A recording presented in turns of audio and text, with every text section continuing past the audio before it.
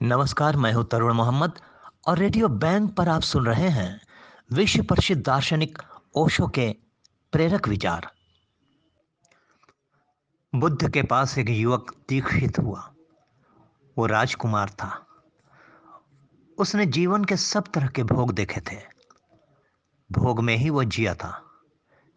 फिर वो सन्यासी हो गया। बुद्ध के भिक्षुक बहुत आश्चर्य से भर गए।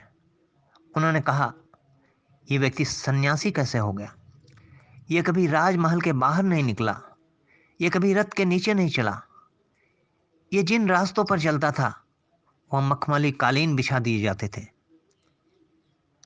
ये भिखारी होगा, इसकी कल्पना भी न थी। यह इसको क्या पागलपन सूझा है? बुद्ध ने कहा, आदमी का मन हमेशा अति पर डोलता है। एक अति से दूसरी अति पर चलता है, लेकिन मध्य में कभी भी नहीं खड़ा होता। जैसे घड़ी का पेंडुलम इस कोने से उस कोने तक चलता है, लेकिन बीच में कभी में नहीं ठहरता। वैसे ही मनुष्य का मन एक अति से दूसरे अति पर चला जाता है। अब तक यह शरीर भोग की अति पर जिया, अब यह त्याग की अति पर जिएगा। और यही हुआ। वो राजकुमार जो कभी बहुमूल्य कालीनों के नीचे नहीं चला था, अब और भिक्षुओं के साथ रास्ते पर चलता।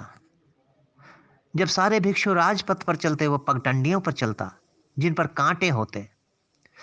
जब सारे भिक्षु वृक्षों की छाया में बैठते, तो वो धूप में खड़ा होता।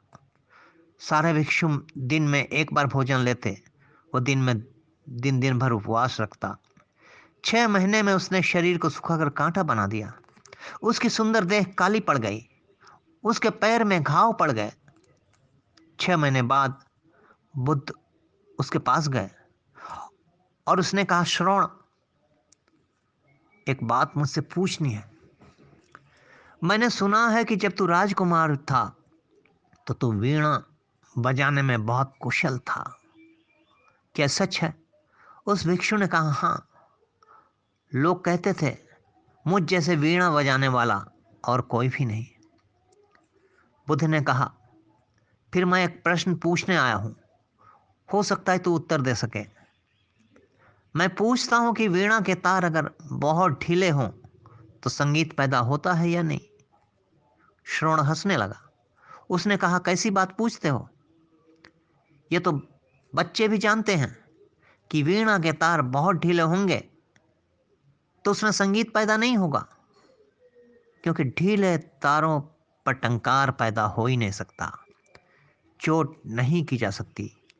ढीले तारों से कोई संगीत पैदा नहीं हो सकता। बुद्ध ने कहा, और तार अगर बहुत कसे हो तो? श्रवण ने कहा, बहुत कसे तारों से भी संगीत पैदा नहीं होता, क्योंकि बहुत कसे तार छूते ही टूट जाते हैं। बुद्ध ने कहा, संगीत कब पैदा होता है? श्रवण कहने लगा, संगीत तो तब पैदा होता है जब तार ऐसी दशा में होते हैं जब न तो हम कह सकते हैं कि बहुत कसे हैं और न कह सकते हैं बहुत ढीले हैं।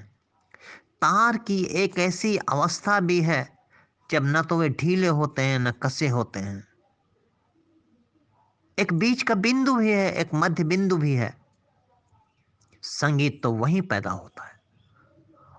और कुशल संगीतज्ञ इसके पहले कि गीत उठाए तारों को देख लेता है कि तार ढीले तो नहीं है, तार कसे तो नहीं है। बुद्ध ने कहा, बस उत्तर मुझे मिल गया, और यही मैं तुझ में कहने आया हूं।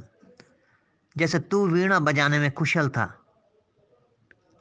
वैसे ही जीवन की वीणा बजाने में भी मैंने भी कुशलता पाई है। और जो वीणा का नियम है वही जीवन वीणा का भी नियम है। जीवन के तार बहुत ढीले हों तो संगीत पैदा नहीं होता, और अगर बहुत कसे हों तो भी संगीत पैदा नहीं होता। और जीवन का संगीत पैदा करने जो चलता है